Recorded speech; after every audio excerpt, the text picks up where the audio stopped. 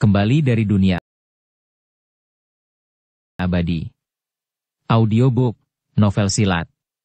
Episode 124. Untuk beberapa saat, Situ Cao terdiam sebelum dia berkata perlahan. Ayah, apakah Anda berencana untuk terlibat dalam pertikaian politik dengan semua kekuatan domestik di negara ini? Tidak, kami tidak akan ikut campur, kata Situ Boyang enteng. Lalu, apa yang kamu maksud tadi adalah, lanjut Situ Cao dengan ragu. Ouyang Lulu adalah cucu perempuanku. Pemuda yang disukainya dan keluarga Ouyang sendiri menyetujuinya. Jadi, mengapa kita harus menolaknya hanya untuk menghindari kecurigaan dari orang lain? Belum lagi Tang Xiu masih memiliki identitas lain sebagai dokter ilahi. Jika kita sengaja menjaga jarak, maka kitalah yang mendapat masalah di sini. Mengerti? Sebagai orang yang cerdas, Situ Cao langsung mengerti apa yang dimaksud ayahnya. Meskipun keluarga Situ ingin lebih dekat dengan keluarga Tang, hal itu dapat dimengerti dan dibenarkan.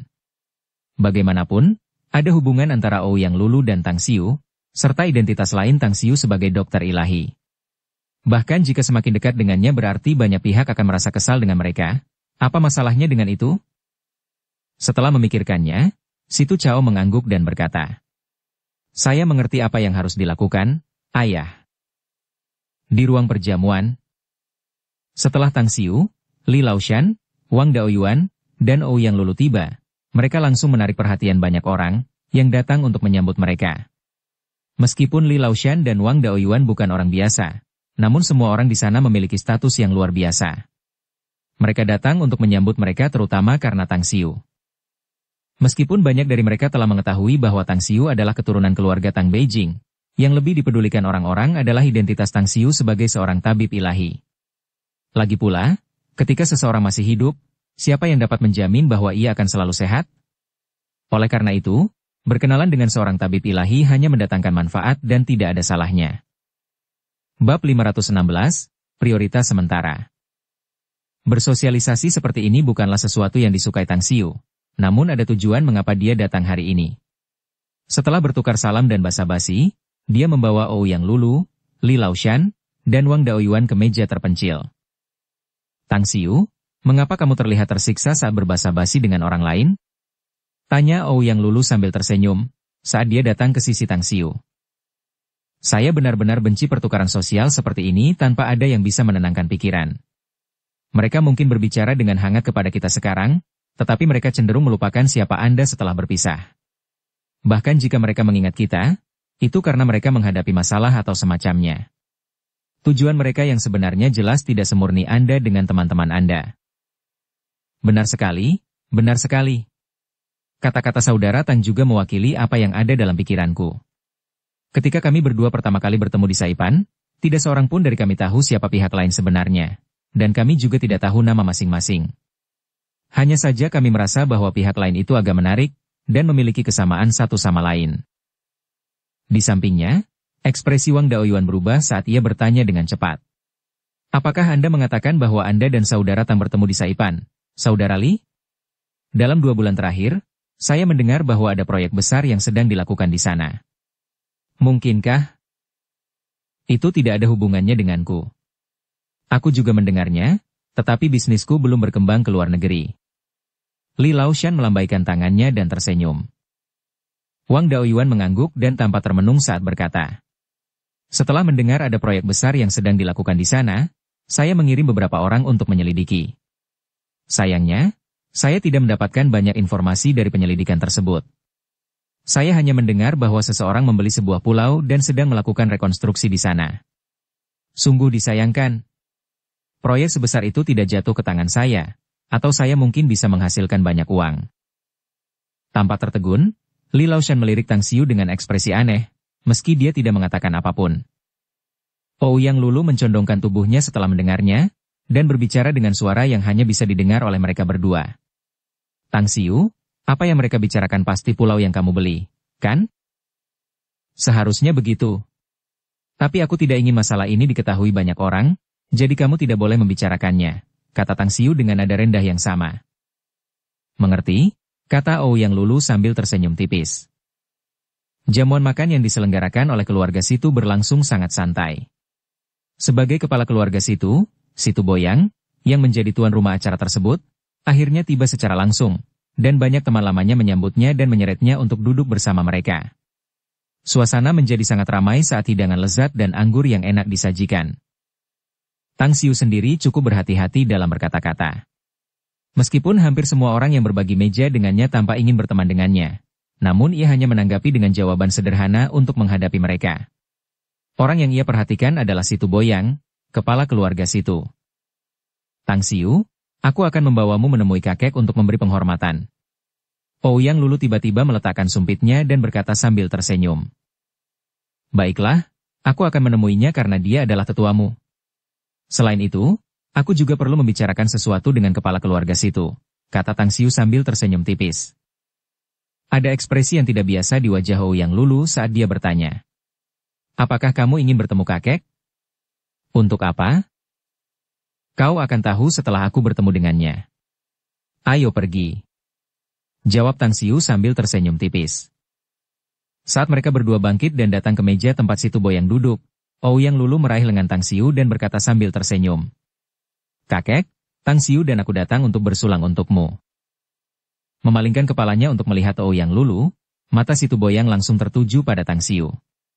Setelah mengamatinya dengan saksama, dia mengangguk puas dan berkata sambil tersenyum. Sungguh pemuda yang baik. Tang Xiu, karena kamu adalah kekasih cucuku, kamu mungkin akan semakin dekat dengan keluarga Situ nanti. Aku yakin kita akan semakin dekat, kakek Situ. Bagaimanapun, terimalah secangkir anggur ini sebagai tanda penghormatanku, kata Tang Xiu sambil tersenyum. Situ Boyang mengangkat cangkir anggurnya. Setelah meneguknya dalam sekali teguk, dia menepuk mulutnya 2 kali dan mendesah. Nektar dewa yang diproduksi oleh Magnificent Tang Corporation ini sungguh lezat. Rasanya benar-benar meninggalkan rasa yang nikmat. Tang Xiu, melihat wajah Lulu, bisakah kau membuka pintu belakang untuk orang tua ini dan menjual sebagian untuk keperluan pribadiku? Ah, kamu bercanda. Tapi kalau kamu benar-benar menyukainya, aku akan memberitahu Kang Xia setelah aku kembali untuk mengirimimu beberapa kotak, kata Tang Xiu sambil tersenyum. Hebat.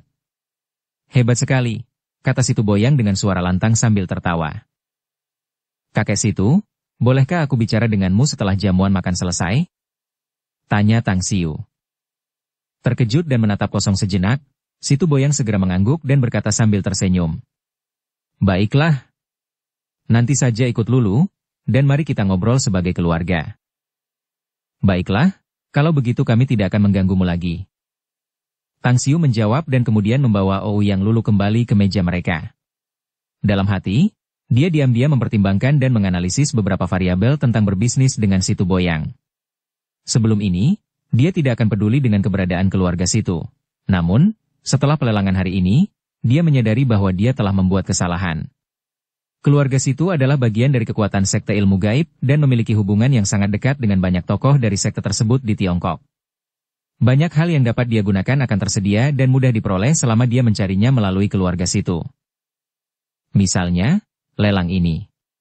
Keluarga Situ berhasil mengeluarkan 2 benda, segel gio kekaisaran Kaisar Qin dan jepit rambut 9 Phoenix, yang menunjukkan betapa hebat dan banyak akalnya benda-benda itu. Mungkin suatu saat nanti keluarga Situ akan mendapatkan barang-barang bagus lainnya lagi. Saat jamuan makan berakhir, Tang Xiu dan Ouyang Lulu mengantar Li Laoshan dan Wang Daoyuan keluar dari hotel. Setelah itu, mereka pergi ke suite mewah di lantai 28 hotel. Saat ini, Situ Boyang sedang asyik mengobrol dengan 2 orang tua. Setelah melihat kedatangan Tang Xiu dan Ouyang Lulu, dia melambaikan tangannya ke arah mereka dan berkata, Tang Xiu, kamu dan Lulu adalah pasangan, jadi kamu bukan orang luar. Tunggu sebentar di sini, kami sedang membahas beberapa hal penting. Kita akan mengobrol setelah ini. Baiklah, jawab Tang Xiu. Namun dia tidak pergi. Sebaliknya, dia duduk bersama Ouyang Lulu di sofa paling belakang. Di sofa di tengah ruangan, Situ Boyang mematikan rokok di tangannya dan berkata pelan. Kita harus menemukan peta makam itu, hanya ada 1 yang tersisa. Selama kita menemukannya, aku akan pergi dan mengurusnya sendiri. Kalian juga harus siap dan siaga karena ini pasti akan menjadi masalah besar bagi kita. Seorang lelaki tua kurus, yang mengenakan setelan tunik Cina, mengangguk dan berkata, Tenang saja. Kami siap. Sayang sekali kami belum dapat menentukan lokasi yang tepat. Ngomong-ngomong, saudara situ, apakah tubuhmu benar-benar layak untuk melakukan tugas berbahaya seperti itu? Kalau kalian berdua saja bisa, kenapa aku tidak? Kata situ Boyang dengan bangga. Kami bertiga sudah menemukan dan menjelajahi lebih dari 100 makam, dan tidak pernah ada satu kesempatan pun yang tidak bisa kami gunakan untuk menilai asal-usul dan apa yang terkubur di dalamnya. Jangan sampai kesempatan ini lepas begitu saja. Ya. Sayang sekali tikus tua Zuan telah meninggal. Si tua bangka itu agak egois. Kalau saja dia memanggil kita bertiga, mungkin dia tidak akan meninggal. Meskipun segel Gio Kekaisaran Kaisar Qin telah dirampoknya dari makam kuno itu, aku masih ingin melihat pedang terbang yang dia ceritakan kepada kita di akhir hayatnya, kata lelaki tua kurus itu sambil mendesah. Kita tunggu saja kabar selanjutnya. Sekalipun kita tidak mendapatkan peta makam ketiga, kita masih bisa melacak perkiraan arahnya. Aku yakin pasti ada rahasia besar di pegunungan Guzang, kata si Tu Boyang perlahan. Tidak jauh dari mereka, Tang Xiu yang saat itu tengah mendengarkan percakapan mereka, hatinya sedikit tergerak. Pedang yang bisa terbang? Mungkinkah itu pedang terbang? Pedang terbang yang bisa terbang tanpa dikendalikan oleh siapapun seharusnya adalah pedang yang disusun dalam formasi susunan pedang. Dan susunan ini juga pasti sangat kuat. Sosok kuat macam apa yang bisa mengaturnya? Saat Tang Xiu berpikir sampai di sana, dia segera berdiri dan berjalan ke depan tiga lelaki tua itu, sambil berkata, "Aku baru saja mendengar bahwa kalian berbicara tentang keberadaan pedang yang bisa terbang. Aku mungkin tahu sesuatu tentang ini." Kedua lelaki tua itu mengerutkan kening. Ada ekspresi tidak senang di wajah mereka. Adapun si Tu Boyang, meskipun dia juga mengerutkan kening, dia masih menjawab sambil tersenyum. "Tang Xiu, karena kamu sudah tahu tentang itu, maka beritahu kami. Pedang yang bisa terbang itu seharusnya adalah pedang terbang milik para kultivator dari legenda. Jika kau mengatakan bahwa ada pedang terbang di makam kuno tetapi tidak ada orang yang hidup di dalamnya, itu berarti seseorang telah mengatur susunan pedang dengan pedang terbang di sana. Mereka yang dapat mengatur susunan pedang pastilah orang-orang kuat di antara para kultivator, dan mungkin, kekuatan susunan pedang itu juga tidak bisa diremehkan." Susunan pedang? Ketiga lelaki tua itu berubah warna kulitnya dan berseru pada saat yang sama. Mereka tidak menyangka bahwa Tang Xiu benar-benar tahu tentang keberadaan para kultivator. Sambil menunjuk ke sofa kosong di sampingnya, si Tu Boyang berkata, "Tang Xiu, karena kamu tahu tentang kultivator, pedang terbang, dan susunan pedang, kamu seharusnya tahu lebih dari itu, kan? Baiklah, beritahu kami." Setelah Tang Xiu duduk, dia menjelaskan. Para kultivator adalah eksistensi yang diselimuti misteri, memiliki kekuatan magis dan kemampuan yang mengerikan. Agaknya, kalian semua tahu bahwa aku membeli segel Gio Kekaisaran Kaisar Qin dengan harga yang sangat tinggi di pelelangan. Tapi, tidakkah kalian pernah berpikir mengapa aku membelinya? Setelah berpikir sejenak, si Tu Boyang memasang ekspresi serius dan berkata, "Jangan membuat kami menebak-nebak, Tang Xiu. Langsung saja ke intinya. Sebenarnya, segel Gio Kekaisaran Kaisar Qin adalah perangkat ajaib, dan perangkat yang sangat kuat. Saya tidak dapat memberitahu Anda tentang kegunaan praktis dan spesifiknya, saya khawatir. Namun yang dapat saya katakan adalah bahwa saya tahu banyak tentang perangkat ajaib dan pembudidaya. Saya bahkan dapat memberitahu Anda bahwa saya memiliki cara untuk menghancurkan susunan pedang itu." Si Tu Boyang dan dua orang tua lainnya tampak sangat berubah. Keterkejutan terlihat di wajah mereka. Mereka menatap tajam ke arah Tang Xiu dan tidak berbicara untuk waktu yang lama. Akhirnya, si Tu Boyang bertanya dengan nada yang dalam. "Tang Xiu, apakah kamu baru saja memberitahu kami bahwa segel Gio Kekaisaran Kaisar Qin adalah alat ajaib dan kamu dapat menghancurkan susunan pedang itu?" "Benar sekali." Tang Xiu mengangguk. "Kalau begitu, apakah kamu sendiri seorang kultivator?" tanya si Tu Boyang cepat. Sambil menggelengkan kepalanya, Tang Xiu menjawab, "Tidak, bukan aku. Namun, meskipun aku bukan seorang kultivator, aku tahu banyak tentang situasi mereka. Tentu saja, kalian juga dapat menganggapku sebagai seorang kultivator, karena beberapa kemampuanku sebanding dengan mereka." "Apa sebenarnya kemampuanmu?" tanya lelaki tua kurus itu dengan tergesa-gesa. "Contohnya, aku punya pengetahuan mendalam tentang susunan, dan juga ahli dalam membuat simbol dan jimat sihir," kata Tang Xiu sambil tersenyum tipis. "Susunan, simbol ajaib dan jimat?" Ketiga orang itu menatap Tang Xiu dan tidak dapat berbicara apapun. Mereka tahu bahwa Tang Xiu mempunyai identitas lain sebagai seorang tabib dewa, tetapi mereka tidak pernah menduga bahwa dia juga ahli dalam ilmu susunan dan ahli dalam membuat simbol-simbol dan jimat ajaib. Dari mana dan bagaimana kamu mempelajarinya, Tang Xiu? Tanya si Tu Boyang. Saya selalu suka membaca berbagai jenis buku. Karena keberuntungan, saya mendapatkan beberapa buku saat itu. Buku tersebut berisi pengetahuan tentang pengobatan, susunan, dan simbol-simbol sihir. Dan setelah bertahun-tahun belajar dan meneliti, saya akhirnya menguasainya. Bab 517, Guncangan yang Mengguncang Bumi. Ketiganya mengamati Tang Xiu dengan saksama, namun setelah melihat penampilan Tang Xiu yang tenang, kecil kemungkinan dia berbohong. Berbagai macam pikiran terus bermunculan di dalam kepala mereka. Ketiganya telah saling kenal selama lebih dari 50 tahun, jadi mereka saling mengenal luar dalam. Mereka bertukar pikiran melalui kontak mata dan secara diam-diam mengetahui apa yang ada di dalam pikiran masing-masing. Sambil membelai dagunya dengan lembut, si Tu Boyang berkata, Tang Xiu, karena kamu ahli dalam formasi, dan ada juga formasi pedang di makam kuno yang akan kita jelajahi, aku jadi bertanya-tanya, apakah kamu tertarik untuk ikut dengan kami?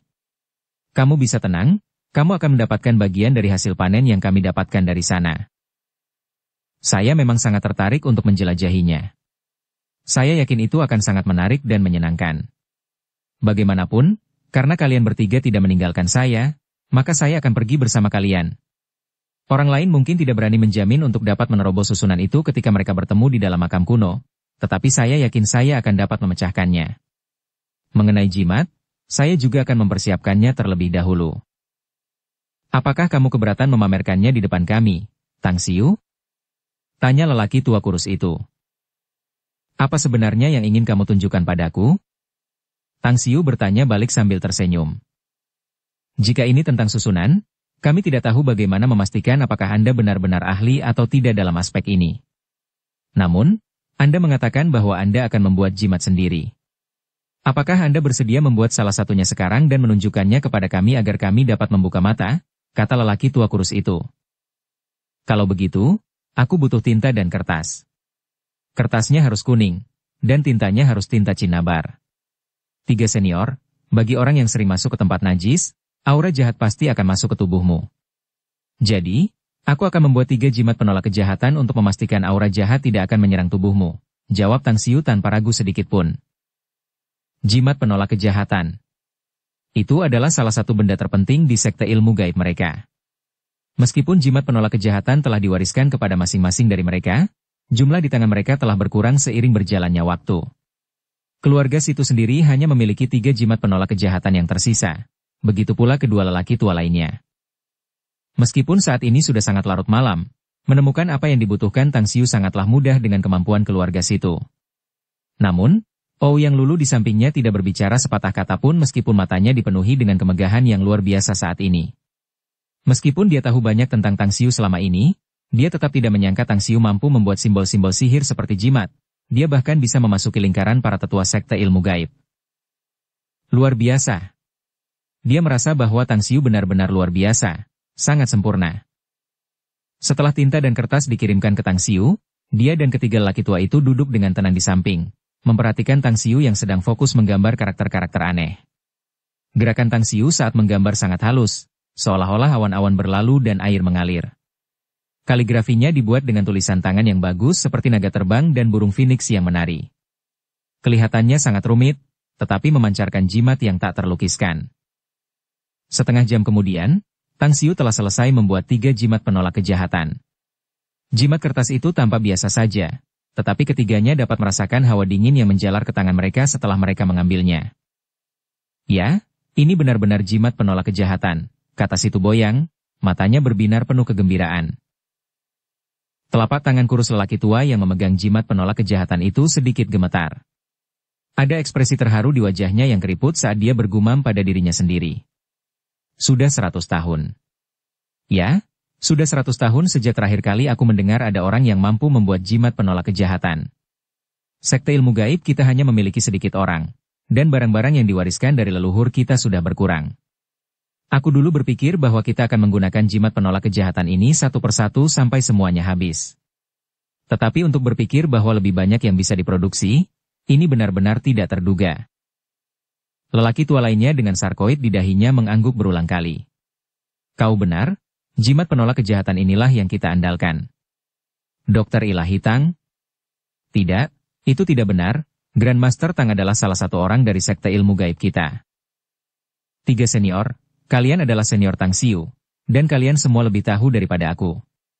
Jika ada sesuatu yang tidak ku mengerti nanti, kuharap kalian bisa memberiku lebih banyak instruksi, kata Tang Xiu sambil tersenyum. Situ Boyang hampir tidak mampu mengalihkan pandangannya dari jimat penolak kejahatan ke wajah Tang Xiu. Lalu dia berbicara kepada Tang Xiu dengan sangat serius. Tang Xiu, apakah kamu ingin melakukan transaksi bisnis dengan kami? Ekspresi Tang Xiu berubah saat dia bertanya. Maksudmu, kau ingin memiliki kesepakatan bisnis denganku terkait jimat penolak kejahatan? Situ Boyang mengangguk dengan berat. Ya, aku akan membayar 50 juta yuan untuk setiap jimat penolak kejahatan. Namun, aku tidak membutuhkan terlalu banyak. Hanya 100. 100? Mulut Tang Xiu berkedut. Jimat penolak kejahatan dihargai 50 juta, jika 100 buah harganya 5 miliar. Apakah benda ini benar-benar berharga di mata orang-orang sekte ilmu gaib? Keluarga Jinmenku juga butuh 50, dan kami akan membelinya masing-masing seharga 50 juta. Grandmaster Tang, bagaimana menurutmu? Kata lelaki tua kurus itu tanpa ragu sedikit pun. Aku juga butuh 50 buah, kata lelaki tua lainnya dengan suara berat. Menatap kosong ke arah ketiganya, suasana hati Tang Xiu tergantikan oleh perasaan masam. Jika sebelumnya dia tahu bahwa dia bisa menghasilkan uang sebanyak itu dari jimat penolak kejahatan, mengapa dia harus bersusah payah untuk mendirikan bisnisnya sendiri? Kita harus tahu bahwa dia tidak hanya mampu membuat jimat penolak kejahatan ini, tetapi juga mampu menghasilkan lebih dari 10 jenis jimat dengan kultivasinya saat ini. Jika dia bisa menjual setiap jenis dengan harga dan jumlah seperti itu, dia mungkin dengan mudah menjadi salah satu petinggi multijutawan di negara ini, bukan? Tang Xiu kemudian menatap lelaki tua kurus dan lelaki tua berdahi sarkastik itu dan bertanya. Bolehkah aku tahu bagaimana aku harus memanggil kedua senior ini? Saya Jinmen Tian. Li Yuan. Senior Jinmen. Senior Li, mohon beri saya waktu 3 hari, dan setelah itu saya pasti akan mengirimkan 50 jimat penolak kejahatan kepada kalian masing-masing, kata Tang Xiu. Sambil bertepuk tangan, Jinmen Tian tertawa dan berkata, Bagus. Bagus sekali. Grandmaster Tang, mari kita tukar nomor. Aku akan menyiapkan uangnya untukmu saat waktunya tiba. Aku juga, kata Li Yuan dengan ekspresi terkejut yang menyenangkan. Baiklah, kata Tang Xiu. Di sampingnya, Situ Boyang terus memperhatikan Tang Xiu. Tiba-tiba, seolah menyadari sesuatu, dia berkata, Dua saudara, diskusi kita sebelumnya sudah selesai. Ketika kita telah menemukan peta ketiga untuk makam itu, kita akan segera berangkat untuk menemukannya. Jika kita masih belum dapat menemukannya sebelum akhir Desember, maka kita akan menggunakan 2 peta sebelumnya untuk memperkirakan perkiraan lokasinya. Tidak masalah. Aku akan memberitahu Grandmaster Tang nanti. Jinmen Tian mengangguk. Kalau begitu, aku tidak akan menahanmu lagi, kata Situ Boyang sambil mengangguk. Jinmen Tian dan Li Yuan bertukar pandang, lalu keduanya diam-diam berniat pergi. Setelah hanya ada Tang Xiu dan Ouyang Lulu di ruang tamu suite mewah, Situ Boyang kemudian kembali ke depan Tang Xiu. Dia kemudian duduk dan berkata, Tang Xiu, kamu bilang kamu ingin berbicara denganku sebelum ini. Apa sebenarnya yang ingin kamu bicarakan? Kakek Situ, Anda telah menyelenggarakan lelang bawah tanah ini di Beijing selama bertahun-tahun, jadi Anda pasti punya beberapa saluran khusus untuk menemukan barang-barang aneh dan ganjil itu. Bisakah kita buat kesepakatan agar saya memilih terlebih dahulu dari semua barang yang ditemukan keluarga Situ? Saya bersedia membayar mahal untuk membelinya. Tentu saja, kita juga bisa menggunakan cara lain untuk bekerja sama jika Anda tidak mau. Jelaskan cara-cara kerja sama yang lain, kata Situ Boyang dengan mata menyipit. Contohnya, barter, kata Tang Xiu. Maksudmu menukar jimat penolak kejahatanmu dengan barang yang kau inginkan? Tanya Situ Boyang. Tidak, bukan hanya jimat penolak kejahatan. Tang Xiu menggelengkan kepalanya. Aku juga bisa memberimu jenis jimat lainnya, seperti jimat es dingin, jimat api berkobar, jimat petir, dan jimat penyembuhan. Situ Boyang tiba-tiba berdiri dengan ekspresi ngeri di wajahnya. Kau bisa membuat begitu banyak jenis jimat? Kakao, kitab suci kuno apa yang kau peroleh, tepatnya? Kau pikir kau tidak perlu tahu kitab suci macam apa yang pernah kuperoleh. Aku hanya ingin bertanya padamu, apakah kau bersedia bekerja sama denganku berdasarkan apa yang kukatakan padamu? Setelah terengah-engah dan bernapas berat beberapa saat, Situ Boyang kemudian berkata dengan tegas. Itu tidak akan menjadi masalah. Selama kamu benar-benar dapat menyediakan jimat, keluarga Situ dapat membuka berangkas harta karun kami untukmu. Kalau begitu, sudah diputuskan. Mengenai masalah jimat penolak kejahatan yang ingin kau beli, aku bisa berjanji untuk menjual 100 buah, meskipun aku punya syarat, kata Tang Xiu sambil tersenyum. Katakan saja. Mata Situ Boyang memerah saat ini. Keluarga Situnya adalah bagian dari sekte ilmu gaib, dan jimat-jimat ajaib ini sangat dibutuhkan oleh mereka, sehingga dia mungkin setuju untuk menyerahkan nyawanya jika Tang Xiu memintanya saat ini. Begitu keluarga Situnya memperoleh banyak jimat, itu pasti akan membuat kekuatan keluarga Situ melambung tinggi, sehingga memberikan lebih banyak keuntungan bagi generasi mendatang mereka. Anda seharusnya sudah tahu bahwa saya menghabiskan 3,1 miliar yuan untuk membeli segel Gio Kekaisaran Kaisar Qin dan jepit rambut 9 Phoenix. Sedangkan nilai total 100 jimat penolak kejahatan adalah 5 miliar yuan. Jadi, saya hanya perlu keluarga Situ mengembalikan 3,1 miliar yuan dan mengizinkan saya memilih 2 barang dari berangkas harta karun keluarga Situ Anda, dan kemudian kita dapat menyelesaikan transaksi bisnis kita, kata Tang Xiu. Situ Boyang menatapnya kosong untuk beberapa saat. Kemudian, dia menggelengkan kepalanya dan berkata, Tang Xiu, mungkin kamu tidak tahu pentingnya gudang harta karun keluarga Situ kita.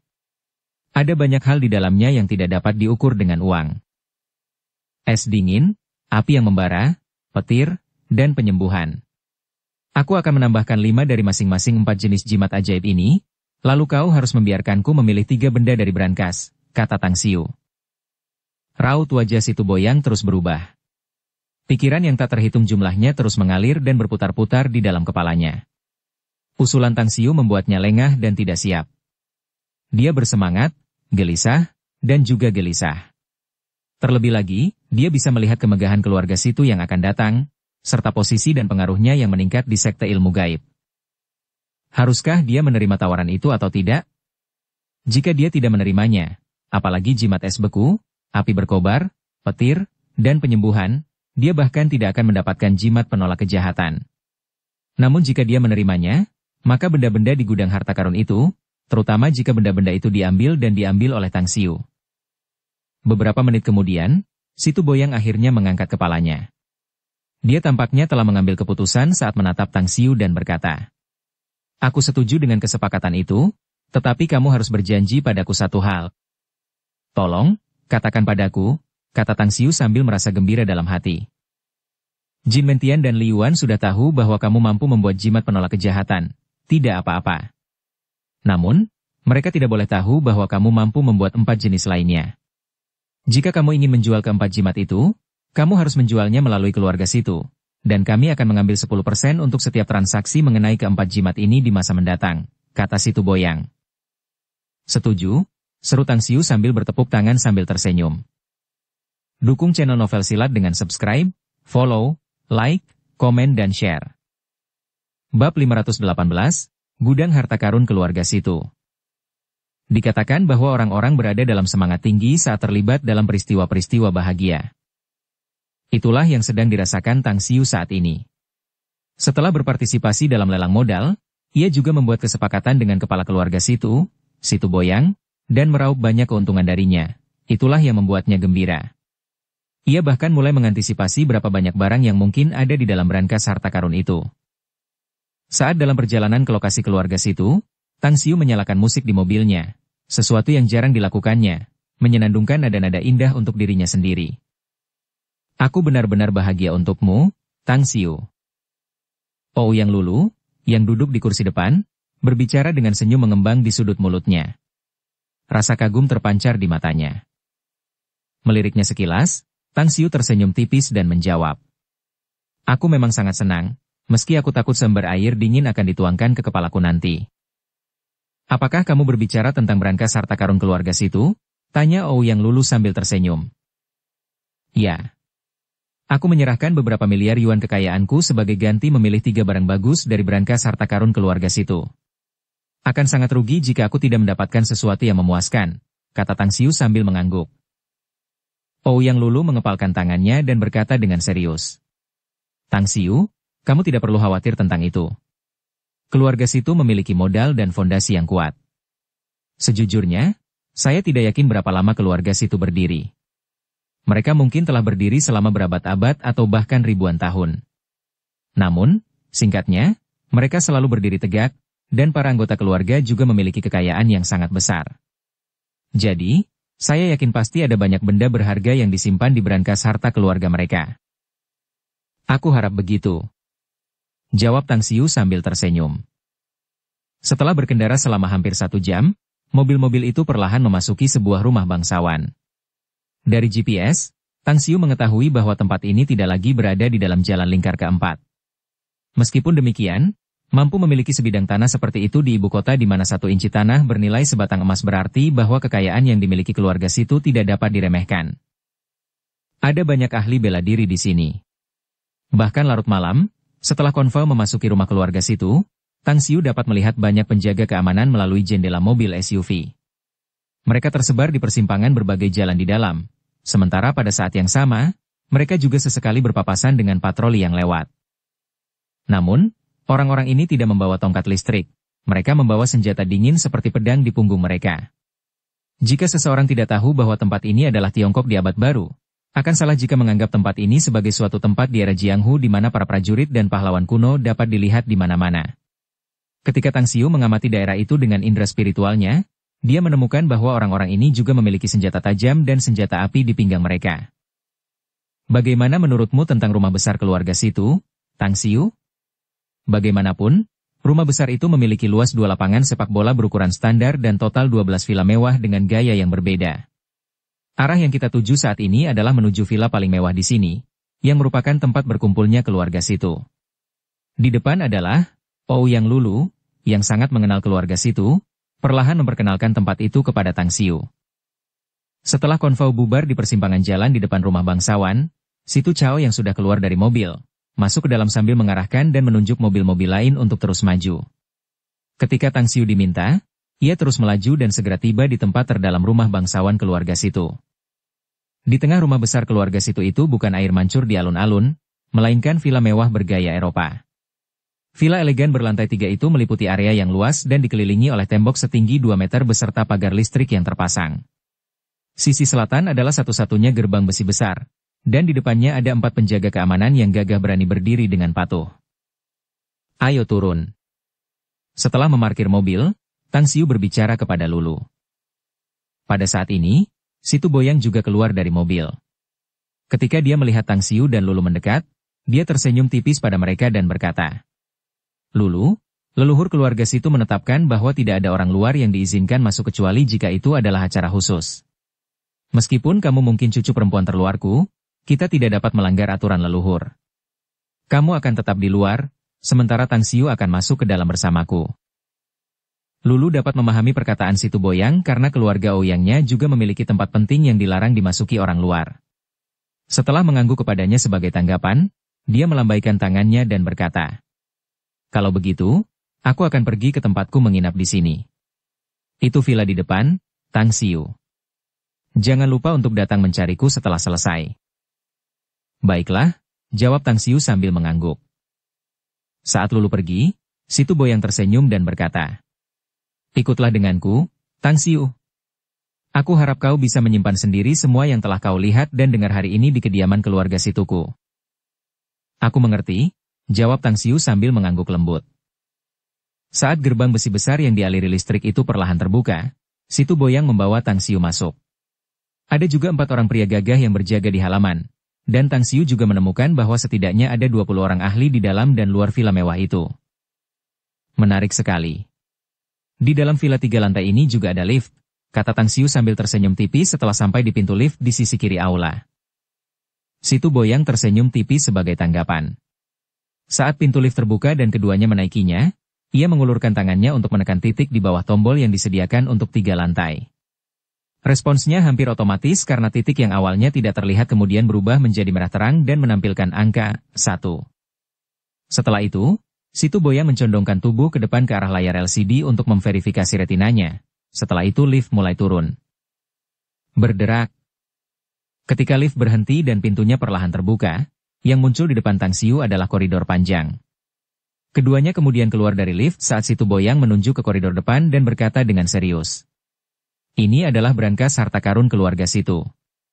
Ada 8 ruangan di kedua sisi koridor. 4 ruangan di sisi kanan adalah berangkas untuk emas, perak, dan perhiasan, yang merupakan kekayaan yang telah dikumpulkan oleh setiap generasi keluarga Situ. 4 ruangan lainnya di sebelah kiri adalah harta karun unik dan aneh yang telah ditimbun oleh keluarga kami. Saya telah memerintahkan anak buah saya untuk membuka semua 8 pintu, sehingga Anda dapat dengan bebas memasuki ruangan manapun untuk memilih. Apakah kamu tidak akan pergi bersamaku? Tanya Tang Xiu sambil tersenyum. Tidak akan. Aku takut kamu akan menemukan hal-hal baik yang membuatku sedih. Jadi aku akan menunggumu di sini, kata Situ Boyang sambil tersenyum paksa. Setelah berkata demikian, dia pergi ke sofa terdekat dan langsung duduk. Tang Xiu menarik napas dalam-dalam sebelum melangkah masuk. Dia telah membayar beberapa miliar yuan untuk mendapatkan kesempatan ini, jadi dia tidak ingin membuang waktu dan langsung melepaskan indera spiritualnya. Seperti yang dikatakan Situ Boyang, 4 ruangan di sebelah kanan adalah berangkas penyimpanan emas dan perhiasan dalam jumlah besar. Sedangkan ruangan pertama di sebelah kiri menyimpan kaligrafi dan lukisan antik. Sedangkan untuk 3 ruangan lainnya, banyak barang yang ditaruh di sana. Lagi pula, setiap ruangan memiliki luas 40 hingga 50 meter persegi dengan deretan rak di dinding sekeliling ruangan, beserta 2 baris lemari panjang yang terbuat dari kaca. Barang-barang di dalamnya terlihat jelas di bawah cahaya redup. Oh! Ekspresi Tang Xiu sedikit berubah, dan dia segera menuju ke ruangan kedua di sebelah kiri. Dia sengaja menghabiskan beberapa menit untuk melihat sekeliling untuk mengamati setiap benda yang ditempatkan di sana. Setelah mengamati sekeliling, dia akhirnya sampai pada benda yang dikunci oleh indera spiritualnya. Itu adalah lampu perunggu kuno yang mengilap penuh dengan noda dan karat di permukaannya. Itu tampak sangat biasa di antara banyak benda di dalam ruangan. Namun, Tang Xiu telah mengamatinya dengan saksama dan menemukan sarira Buddha di dalamnya. Sarira Buddha ini masih memiliki kekuatan spiritual internal yang terpelihara bahkan setelah disempurnakan oleh seseorang, dan tersimpan di dalam lampu perunggu kuno selama bertahun-tahun. Yang membuat Tang Xiu terkejut adalah teknik kultivasi Buddha yang terukir pada sarira Buddha tersebut. Teknik pembuatan ini biasa saja, tetapi mengingat tidak ada dewa di bumi, untuk dapat melakukan hal seperti itu memang tidak mudah. Lampu perunggu kuno ini setidaknya harus berada pada tingkatan pseudo abadi. Dari penemuan ini, tampaknya ada pembudidaya yang sangat kuat di bumi, dan sangat mungkin ada juga beberapa dewa di dunia abadi yang naik dari bumi. Tang Xiu berpikir sejenak sambil mengambil lampu perunggu kuno itu. Meskipun dia masih belum tahu apa fungsi lampu perunggu kuno itu tetap saja merupakan perangkat kelas pseudo abadi. Mungkin akan sangat berguna baginya di masa depan jika dia bisa mengetahui cara menggunakannya. Di dekat lift di lorong luar, Situ Boyang, yang sedang duduk di sofa sambil merokok, tiba-tiba telinganya terasa gatal. Saat itu, ia sedang memakai earphone, dan ada suara yang melapor kepadanya.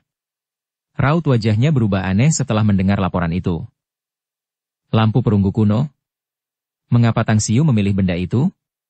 Aku sudah mempelajarinya, dan meskipun benda itu berisi benda seperti bola di dalamnya, tidak ada cara untuk mengeluarkannya. Lampu perunggu kuno itu sangat keras, barang antik kuno, jadi disimpan di berangkas harta keluarga. Jangan bilang kalau Tang Xiu tahu asal-usul lampu perunggu kuno ini. Situ Boyang mengernyitkan alisnya, tetapi dia malah mengendurkan tangannya, karena lampu perunggu kuno itu tidak termasuk di antara benda-benda paling berharga di dalam berangkas. Dengan kata lain, bahkan jika benda-benda yang dipilih oleh Tang Xiu termasuk di antara benda-benda berharga itu, dia hanya bisa memilih 2 yang tersisa. Tak lama kemudian, Tang Xiu keluar dari kamar kedua di sebelah kiri dan kemudian berjalan ke kamar ketiga. Matanya melirik sekilas dari sudut kanan. Keluarga Situ memang telah menimbun banyak harta karun yang unik dan aneh. Bahkan Tang Xiu tahu bahwa jika ia dengan santai mengambil salah satu harta karun unik ini untuk dijual, harganya akan sangat mahal di luar sana. Jika keluarga Situ bersedia menukar semua yang ada di berangkas kas mereka menjadi RMB, nilai totalnya pasti akan membuat banyak jutawan gemetar. Karena itu akan membuat Situ menjadi keluarga terkaya di negara ini. Cek, bahkan ada dekret kekaisaran di sini. Dekrit kekaisaran ini ditulis oleh kaisar pendiri pertama dinasti Ming dan bahkan ada stempelnya. Jika benda ini dibawa keluar, seharusnya benda ini berada di tingkat harta nasional, bukan? Tang Xiu menggelengkan kepalanya sambil tersenyum saat dia perlahan bergerak ke sudut kanan ruangan. Semakin jauh dia berjalan, semakin bersemangat dia. Namun, dia tidak ingin menunjukkannya betapapun gembiranya dia, karena dia sangat menyadari bahwa ada kamera pengintai tersembunyi di setiap sudut ruangan. Oleh karena itu, dia tahu bahwa setiap gerakan dan tindakan yang dia lakukan di dalam mungkin sedang dipantau oleh keluarga situ. Bab 519, tertekan. Ada sebuah vas guanyin berwarna hijau berkilau dengan mulut tertutup rapat dengan gabus berhias indah yang diukir dari batu giok. Vas guanyin itu tidak retak sedikit pun, dan permukaannya diukir dengan simbol-simbol aneh yang juga digunakan oleh para kultivator untuk menuliskan rune. Yang membuat Tang Xiu bersemangat bukanlah kemunculan simbol-simbol itu, tetapi sesuatu di dalam vas itu. Ada setetes cairan emas berkilau seukuran kelereng yang tergeletak tak bergerak di dalamnya. Setelah mengambil vas guanyin, raut wajah Tang Xiu sedikit berubah, karena dia bisa merasakan dengan jelas bahwa vas guanyin kecil ini beratnya ratusan kilogram. Orang biasa tidak akan mampu memindahkannya meskipun dia mengerahkan seluruh tenaganya. Oh! Tang Xiu mengernyitkan alisnya. Ia cukup terkejut saat mengetahui bahwa kekuatannya, yang sekitar 10.000 pon, tidak mampu membuka tutup botol giok yang menyegel vas itu. Setelah mengamati sejenak, Tang Xiu tiba-tiba menyadari bahwa rune yang terukir di permukaan vas itu sebenarnya membentuk susunan yang tidak biasa. Begitu tidak biasa sehingga bahkan ia sendiri yang sangat berpengetahuan tentang susunan tidak tahu apa fungsinya. Ambil saja dulu. Tang Xiu tidak langsung mempelajarinya karena keterbatasan waktu, dan hanya mengambilnya sambil berjalan menuju ruang keempat di sebelah kiri. Meskipun dia tidak merasakan adanya objek khusus dengan fluktuasi kekuatan spiritual setelah menutupi area tersebut dengan indera spiritualnya, dia tetap mengamati semuanya dengan saksama.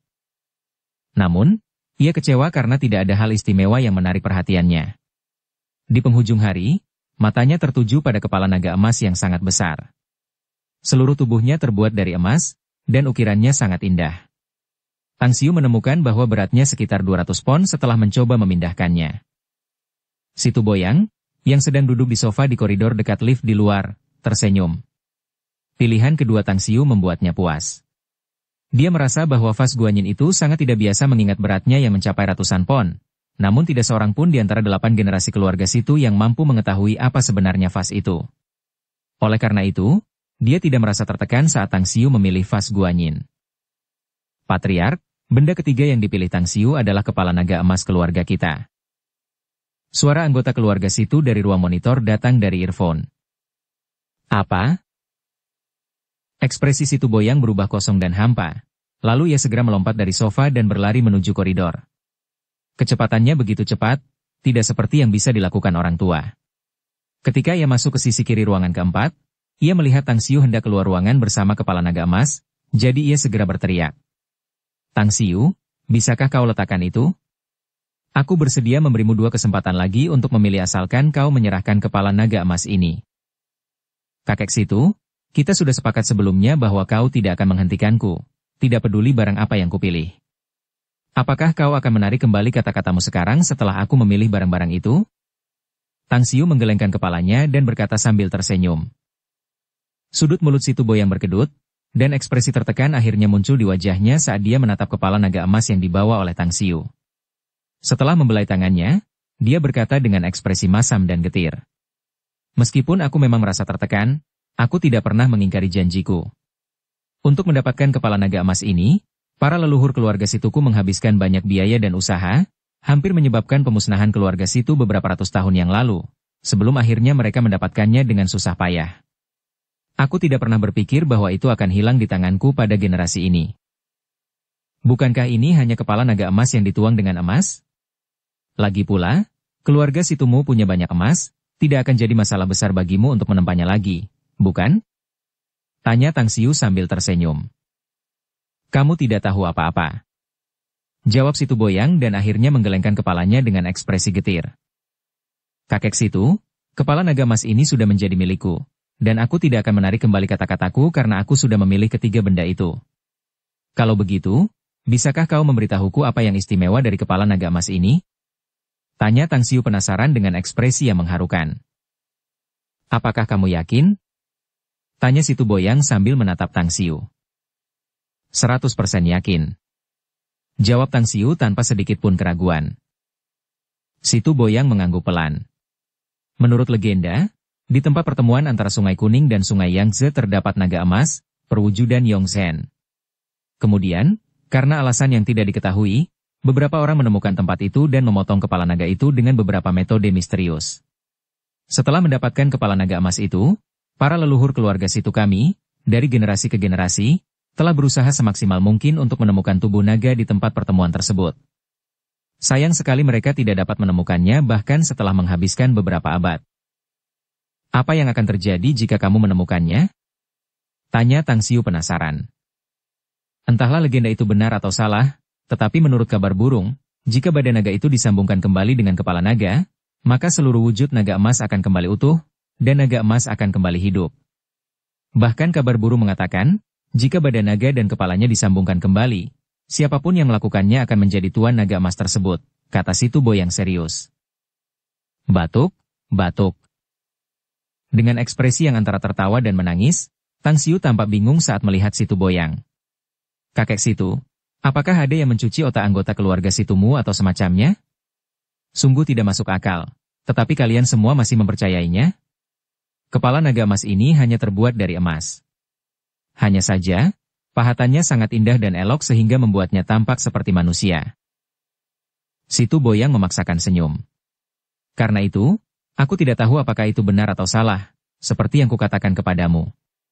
Namun, orang-orang dari sekte ilmu gaib semuanya sejalan dengan pandangan ini berdasarkan gagasan bahwa hal-hal ajaib dan misteri tidak terhitung jumlahnya di alam semesta yang tak terbatas ini. Jika legenda itu memang salah, kita hanya akan kecewa. Tetapi jika itu benar-benar, keluarga situ kita akan memperoleh manfaat yang sangat besar. Aku yakin kamu tidak perlu mengatakan lebih banyak, kan? Baiklah. Keluarga situ kini telah terbebas dari rumor tak masuk akal ini. Nanti, keluargamu tidak perlu lagi mencarinya dengan susah payah. Kalau begitu, aku akan mengambil benda ini, dan aku juga butuh waktu 10 hari. Aku berjanji kepadamu bahwa semua jimat akan diserahkan kepada keluarga situ saat itu. Namun, aku harap kamu dapat mengirim seseorang ke Shanghai untuk mengambilnya setelah selesai. Bagiku, jimat-jimat itu lebih penting daripada kepala naga emas. Karena kita sudah sepakat sebelumnya, maka ketiga benda ini milikmu. Kau tinggalkan saja di sini, aku akan menyuruh seseorang untuk membawanya keluar untukmu, kata si Tu Boyang sambil mendesah. Tidak perlu, kata Tang Xiu sambil tersenyum. Bantu saja aku membawa lampu perunggu kuno dan vas guanyin. Aku bisa membawa kepala naga emas ini sendiri. Menurutmu, apakah aku sanggup mengangkat vas guanyin itu? Tanya si Tu Boyang sambil tersenyum paksa. Benar sekali. Tang Xiu terkekeh. Vas guanyin ini sangat aneh, dan aku merasa vas ini lebih berat daripada kepala naga emas ini. Kalau begitu, aku harus merepotkanmu untuk memindahkan kepala naga emas ini ke mobilku, kakek situ.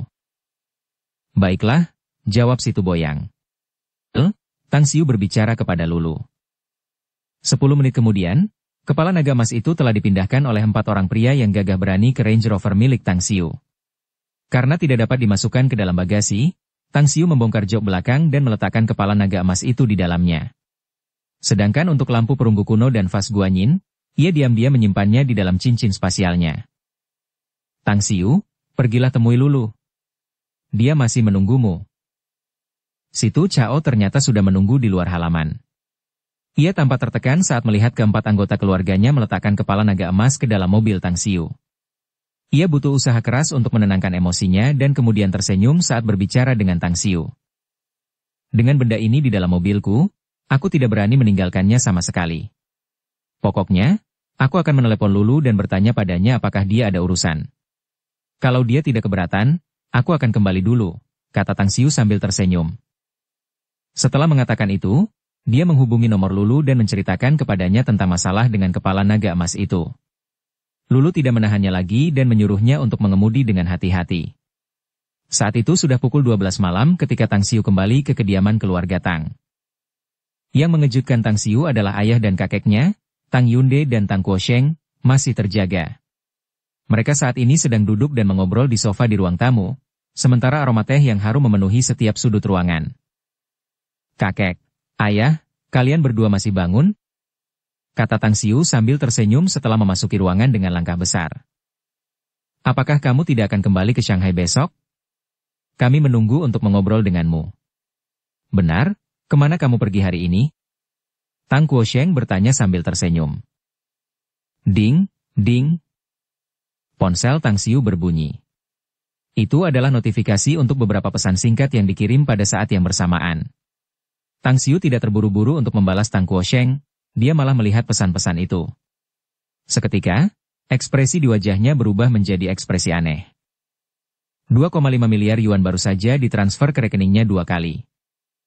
Selain itu, 2 pesan teks sisanya dikirim oleh Jin Mentian dan Li Yuan, yang mengatakan bahwa mereka mentransfer uang kepadanya terlebih dahulu karena mereka mempercayai Tang Xiu. Setelah membacanya, Tang Xiu mendongak dan berkata sambil tersenyum. Saya menghadiri lelang pasar gelap, dan hasil panen yang saya dapatkan di sana cukup besar. Apakah kamu berpartisipasi dalam lelang modal yang diselenggarakan oleh keluarga situ? Ekspresi Tang Guosheng berubah saat dia bertanya. Ya. Jawab Tang Xiu sambil tersenyum. Keluarga situ memang memiliki warisan dan modal yang kaya. Sangat sulit untuk memperkirakan kekuatan mereka yang sebenarnya. Dari perkiraanku, kekuatan mereka tidak lebih lemah dari keluarga Tang kita. Meskipun demikian, lelang modal tahunan yang diselenggarakan oleh mereka pada dasarnya adalah lelang pasar gelap bawah tanah, dan sebagian besar barang yang dilelang di sana adalah benda-benda yang tidak dapat diekspos ke publik. Bagaimanapun, itu karena mereka menjadi bagian dari sekte ilmu gaib sehingga keluarga-keluarga besar di Beijing menutup mata terhadap keluarga situ. Xiuer, aku agak penasaran sekarang, bagaimana mungkin menghadiri lelang yang diselenggarakan oleh keluarga situ pernah terlintas dalam pikiranmu? Tang Xiu menjelaskan masalah tersebut kepada Li Laoshan yang meminta bantuannya, dan akhirnya mengakhiri penjelasannya dengan senyuman. Saya tidak pernah menyangka bahwa Wang Daoyuan akan dengan mudah berdamai dengan Li Laoshan. Namun, karena masalah mereka telah diselesaikan, saya dapat dianggap telah mencapai tujuan saya juga. Tang Guosheng mengangguk sambil menyeringai. Kamu melakukannya dengan baik. Ngomong-ngomong, kamu belum memberitahuku hasil panen apa yang kamu dapatkan hari ini. Saya mendapatkan segel giok Kekaisaran Kaisar Qin dan jepit rambut 9 Phoenix. Saya menghabiskan 3,1 miliar untuk membeli kedua barang ini di pelelangan, kata Tang Xiu sambil tersenyum. Apa? Tang Yunde dan Tang Guosheng tampak sama-sama kosong akibat keterkejutan itu. 3,1 miliar? Dia tiba-tiba berani menghabiskan 3,1 miliar yuan di sebuah pelelangan? Bukankah ini pemborosan dan kemewahan? Seseorang memang dapat menghasilkan uang dengan berbelanja. Namun, Tang Guosheng tiba-tiba berpikir bahwa, apakah ia salah telah memberikan 50 miliar yuan kepada cucunya ini? Dengan pemborosan dan pemborosan seperti itu, bahkan 50 miliar yuan tidak akan cukup baginya untuk dihambur-hamburkan. Bab 520, Stimulasi Intens. Batuk, batuk. Tang Guosheng terbatuk datar. Lelaki tua itu kemudian tersenyum masam dan berkata, Cucu, bisakah kita membicarakan sesuatu? Aku memberimu 50 miliar itu dengan harapan kau akan menggunakannya untuk mengembangkan keluarga Tang dan membangun kekuatan keluarga kita. Tindakanmu ini merupakan pemborosan yang berlebihan. Tang Xiu sedikit tertegun saat dia menatap Tang Guosheng dengan ekspresi aneh. Kakek, apakah kamu yakin bahwa aku hanya menghambur-hamburkan uang? Bukankah begitu? Tanya Tang Guosheng balik. Tang Xiu merentangkan tangannya dan berkata, Karena kamu pikir aku hanya menghambur-hamburkan uang, tolong dengarkan apa yang akan kukatakan sampai akhir, ya? Bagaimanapun, aku sudah berbicara secara pribadi dengan Situ Boyang, kepala keluarga Situ, untuk waktu yang lama setelah pelelangan, dan dari sana aku mendapatkan kesepakatan bisnis dengannya. Tidak, seharusnya ada 3 kesepakatan bisnis. Coba lihat 2 pesan teks ini di ponselku. Itu adalah pemberitahuan tentang 2 transfer yang baru saja masuk ke rekeningku, yang masing-masing berjumlah 2,5 miliar, dengan total 5 miliar. Ditambah lagi, keluarga Situ juga berjanji untuk mengembalikan 3,1 miliar yang telah kubelanjakan. Tang Yunde segera meraih ponselnya dan membaca pesan teks itu, lalu tiba-tiba ternganga tak percaya. Meskipun dia tahu bahwa putranya adalah seorang pria yang cakap, di luar dugaannya bahwa putranya yang berharga itu bisa mendapatkan uang sebanyak itu hanya dalam semalam. 5 miliar ditambah 3,1 miliar, totalnya 8,1 miliar. Dia, Sebenarnya, kesepakatan bisnis macam apa yang dia buat? Terkejut, ekspresi Tang Guosheng agak aneh. Setelah mengambil ponsel dan melihat 2 pesan, dia tidak bisa menahan diri untuk tidak merasa gugup meskipun statusnya tidak biasa. Dia terdiam selama setengah menit, sebelum mengembalikan ponselnya ke Tang Xiu dan bertanya. "Xiuer, aku tidak percaya kue itu bisa jatuh begitu saja dari langit. Katakan padaku, apa sebenarnya transaksi yang kamu lakukan dengan mereka?" "Mereka adalah orang-orang dari sekte ilmu gaib, sementara aku kebetulan memiliki kemampuan untuk membuat jimat. Oleh karena itu, mereka membeli total 200 jimat dariku," kata Tang Xiu. Mata Tang Guosheng hampir melompat keluar dari rongganya. Dia menunjuk Tang Xiu dengan tidak percaya dan bertanya dengan terbata-bata. Kakakmu benar-benar bisa membuat jimat? Bagaimana ini mungkin? Bagaimana mungkin seseorang masih tahu metode pembuatan jimat ajaib di zaman sekarang?" "Kakek, tidak perlu repot-repot dengan hal sepele seperti itu, bukan? Sejujurnya, hal yang bisa kulakukan tidak hanya terbatas pada pembuatan jimat ajaib.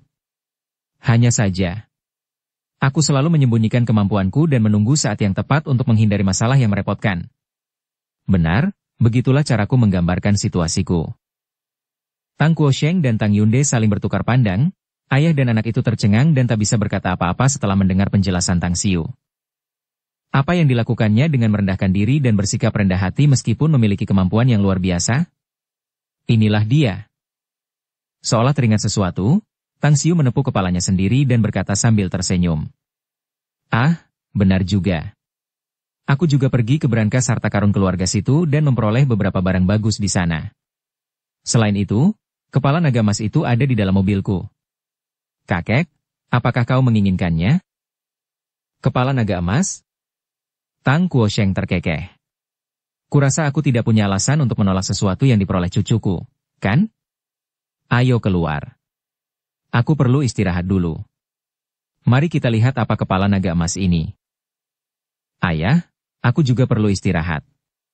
Bocah ini, dia hanya membuat orang-orang duduk di roller coaster dan merangsang mereka sampai ekstrim," kata Tang Yunde sambil tersenyum.